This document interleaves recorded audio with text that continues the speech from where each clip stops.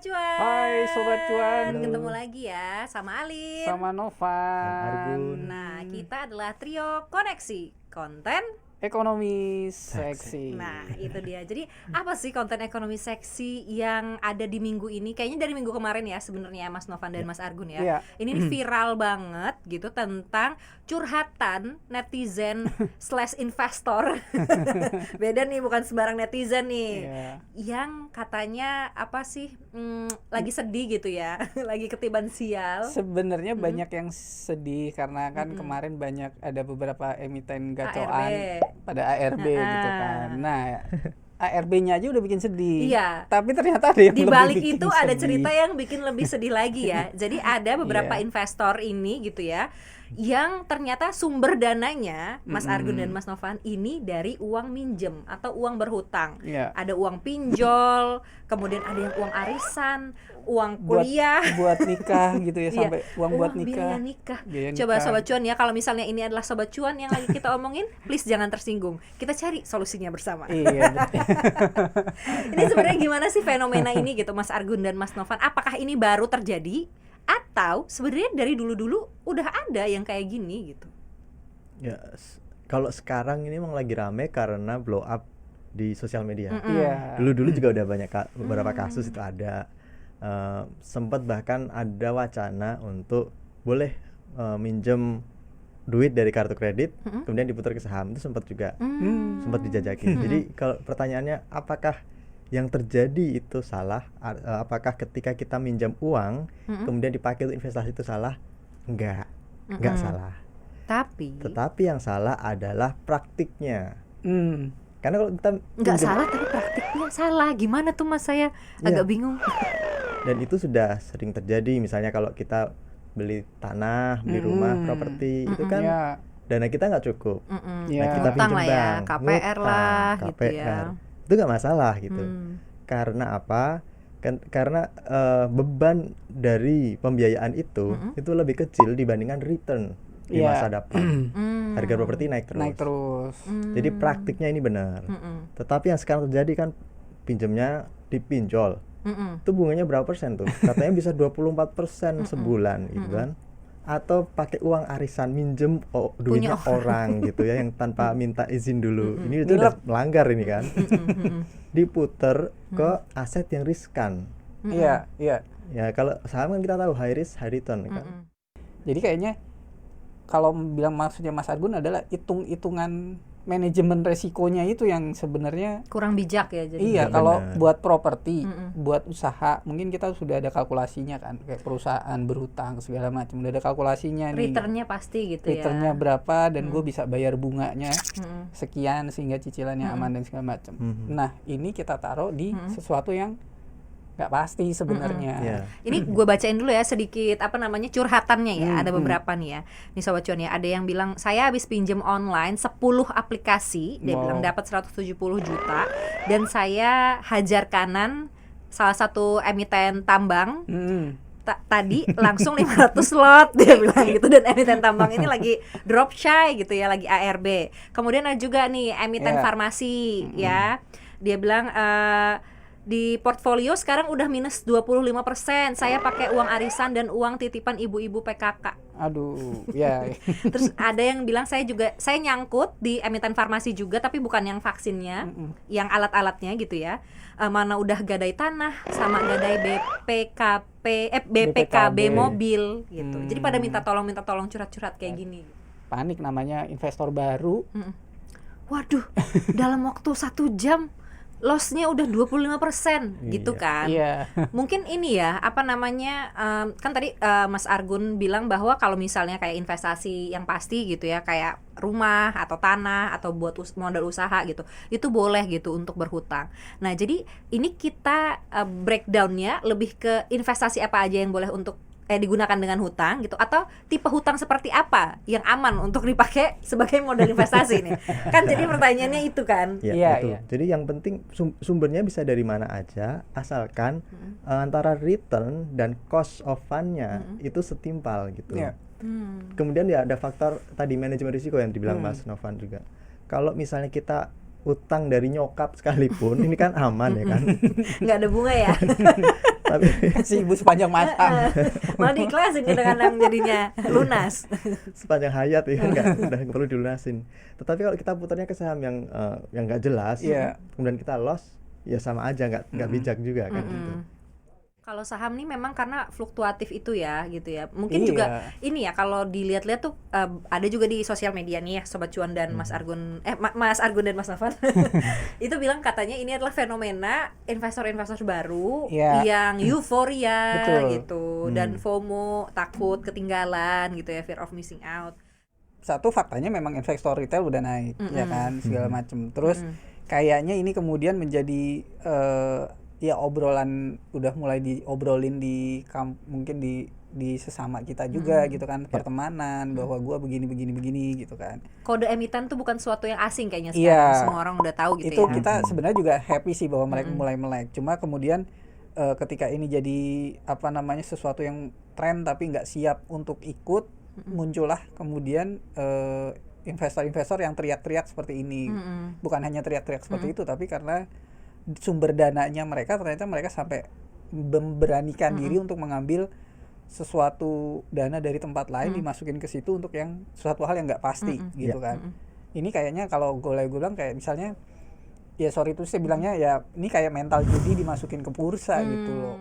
Saya setuju. Jadi mungkin awareness atau kemawasan anak-anak muda sekarang, milenial untuk berinvestasi di saham itu sudah terbuka. Tetapi fenomena belakangan ini yang utang, pinjol dan arisan dan sebagainya itu justru membuka atau menunjukkan adanya problem lain, bukan soal awareness, tapi mindset. Betul. Mindset pengelolaan keuangan. Ya. Jadi kalau ada orang minjem pinjol untuk investasi saham, itu tandanya dia tidak punya amunisi untuk berinvestasi, ya kan? Nggak Dia punya modal gitu ya, nggak punya modal. Tapi pengen kaya. Tapi pengen kaya. Padahal kalau kita mau berinvestasi, mestinya kita sudah selesai dengan spending, sudah selesai dengan saving. Gitu. Jangan kemudian, waduh, ada keluaran baru nih, jeans itu, produk ini itu, belanja lupa saving gitu. Ya itu bikin Anda ya duitnya lewat doang gitu, nggak ada yang kekumpul, nggak ada istilahnya leverage buat berinvestasi gitu. Kan kayak katanya kan investasi saham itu high risk high return. Terus kalau kita investasi harus menyesuaikan dengan apa sih karakter kita gitu. Ini kayaknya karakternya orang-orang yang suka resiko tinggi nih kayaknya. Minjem duit terus diinvestasiin ke saham Ya gitu. kalau resiko tinggi begitu ini kenapa mereka teriak-teriak? Itu kalau mereka suka resiko tinggi. Suka resiko tinggi tapi tidak sanggup menanggung resiko tinggi gitu. Mungkin Sobat Cuan juga bisa pelajari ya bagaimana mekanisme gitu si investasi saham ini gitu kan. Kalau tabungan kan kita tahu nih mekanismenya, kita nabung di bank, kemudian nanti ada biaya administrasi tiap bulan, kemudian juga ada bunga yang dikasih sama bank itu ya sekian persen gitu. Nah kalau saham ini gitu ya kayak gimana? Berarti gini, kalau kemudian ada yang komplain soal itu, dia dana pinjol masuk ke satu saham ini, kemudian sahamnya anjlok, itu berarti saya menduga dia hanya beli di satu saham itu. Nggak terdiversifikasi. Tidak terdiversifikasi. Nah itu kesalahan kedua para trader pemula gitu. Mereka berpikir kalau duitnya 5 juta ya 5 juta beliin satu saham semua. Seharusnya idealnya teman-teman Sobat Cuan ini harus punya istilahnya apa ya, trading freedom. Trading freedom itu ya kenyamanan berinvestasi tanpa khawatir gitu. Khawatir waduh saat ini lagi anjlok gimana ya, panik ya. Karena ini bukan kayak ini ya, belanja telur lagi murah ayo beli yang banyak gitu buat stok, nggak kayak gitu ya. Prinsipnya gitu. Bukan buat stok, ngepul. Dijual lagi. Dijual lagi. Jadi kayak apa namanya? Gitu bukan gitu sistemnya ya Sobat Cuan. Karena sebenarnya gitu ya, investasi apapun itu, berdagang apapun itu kan katanya kan ada saham ini adalah jual beli gitu ya. Adalah supply and demand gitu sih. Apa namanya? Intinya gitu ya, prinsip ekonominya. Iya enggak? Mas Argun, udah pinter gak gue? Gitu Sobat Cuan. Jadi kalau misalnya ada yang mengiming-imingi Sobat Cuan gitu kayak emiten ABCD gitu kan, oh iya nih lagi naik. Nah kalau Sobat Cuan beli lagi naik, bisa jadi Sobat Cuan itu beli di harga yang malah ujungnya harga tertingginya. Dan kalau dia udah mentok tertinggi, ya the only way itu goes down gitu, Iya. turun, dan bisa aja kita dapetnya cuma turunnya aja. Tapi kalau misalnya Sobat Cuan tahu, oh ini perusahaannya bagus kok, profitnya bagus gitu kan, terus kinerja perusahaannya bagus segala macam gitu kan, produknya juga disukai orang gitu, ya investasilah di situ, dan jangan jangan gusar ya, jangan kaget kalau misalnya hari ini naik, terus udah gitu sorenya turun gitu, besoknya naik lagi gitu, ya udah. Ya nggak sih? Iya. Makanya kemudian kan banyak yang berpikir seperti itu, pingin keuntungannya maksimum, waktunya singkat. Cara yang mereka lakukan yaitu nyari saham-saham yang digoreng. Nah ini kesalahan kedua, jadi dikiranya saham yang digoreng itu saham yang bisa memberikan keuntungan tinggi. Iya, kalau Anda deket sama bandar, sebelahnya bandar gitu. Tahu ya movementnya bandar Saya mau lagi kemana. goreng segini, nanti saya jual sekian hari lagi gitu. Dia tahu kapan dijual. Tapi kalau nggak tahu kapan dijual, ya Anda yang jadi korban gitu loh.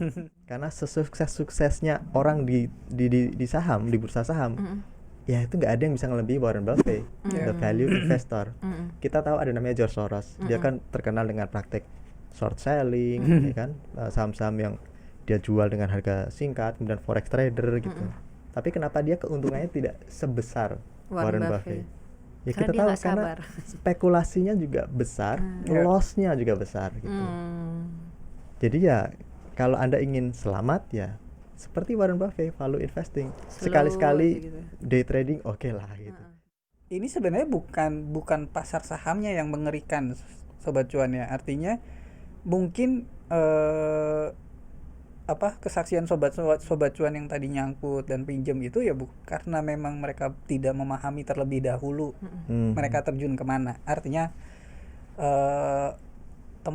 medan tempurnya tuh mereka belum sepenuhnya mengetahui, sehingga akhirnya mereka pakai modal pinjaman, pakai modal yang memang seharusnya kayak gue bilang tadi, mentalnya dibawa ke bursa. Padahal sebenarnya memang bursa saham ini memang masih tetap jadi salah satu tempat investasi yang menarik returnnya sebenarnya, kalau memang Sobat Cuan kelolanya dengan baik.